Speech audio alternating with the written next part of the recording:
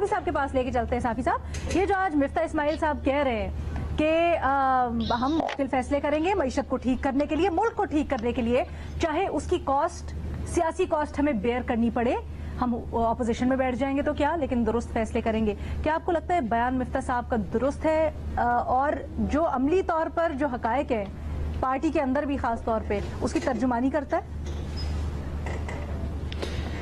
जी देखिए, उस पर मैं बाद में आऊँगा, आप मुझे थोड़ा सा मौका दीजिए कि खुद मुस्लिम लीग नून क्या गलती कर रही है और उसकी दीगर इत्तेहादी जमातें क्या गलती कर रही हैं। उनका रवैया वो गैर जमहूरी भी है और उन्होंने खुद अपने आप को शायद इस मुश्किल में भी डाला और अब इस मुश्किल में भी। अभी आज आप देखें कि मौलाना फजलुर रहमान साहब पीडीएम के सदर हैं, लेकिन 3 महीने बाद आज उनको पीडीएम याद आ गया। इन 3 महीनों में उन्होंने पीडीएम का कोई सरबराही इजलास बुलाया था? शेरपाव साहब नायब सदर थे, जब ये हुकूमत की बंदरबाट कर रहे थे तो क्या उन्होंने ये किया था कि आओ शेरपाव साहब से भी मशवरा कर ले, बाकियों से भी कर ले? एएनपी जरदारी साहब के साथ जहेज में पीडीएम से निकली थी और एमल वली खान ने बिलावल भुट्टो वज़ीर आज़म के नारे लगाए थे।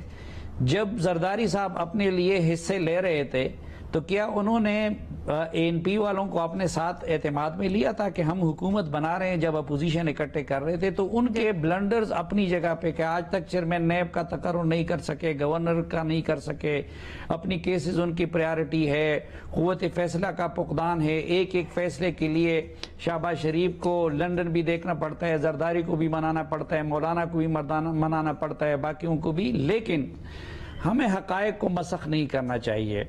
हकायक ये है कि हुकूमत के पहले महीने में अली जैदी साहब ने बयान दिया था कि डॉलर 200 तक जा सकता है।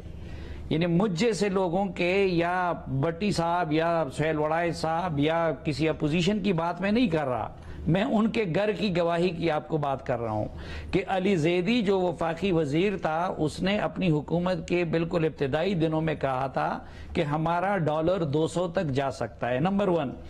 नंबर 2, किसी मिफ्ता इस्माइल, किसी एहसन इकबाल, किसी और ने नहीं कहा था।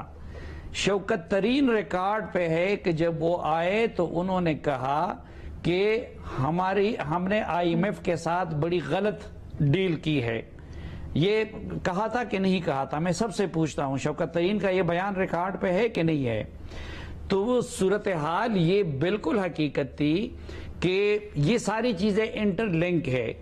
आपकी खारजा पॉलिसी उन्होंने चीन के साथ बिगाड़ के रखा था, उन्होंने यूरोप के साथ बिगाड़ दिया था, उन्होंने मोहम्मद बिन सलमान के पास ऐसे ऐसे साय पर गए थे कि जिसमें काबीना में बैठ के वजीर आजम ने उनके बारे में गालम गलोच की थी। सऊदी अरब के साथ ये हालत की थी, बाकियों के साथ ये हालत की थी। और ये बात बिल्कुल दुरुस्त है कि अगर उनकी हुकूमत कंटिन्यू रहती तो मुल्क डिफॉल्ट कर जाता।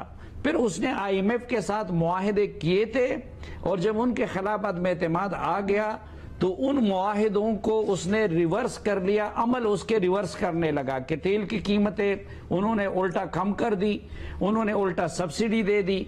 अब इनके पास ये चॉइस था कि या इस मुल्क को डिफॉल्ट करके श्रीलंका बनने दिया जाता या फिर ये मुश्किल फैसले कर लिए जाते। और जब मुश्किल फैसले आप करते हैं तो फिर रीमा ठीक कहती है कि उसकी फिर सियासी कीमत भी आपको चुकानी पड़ती है।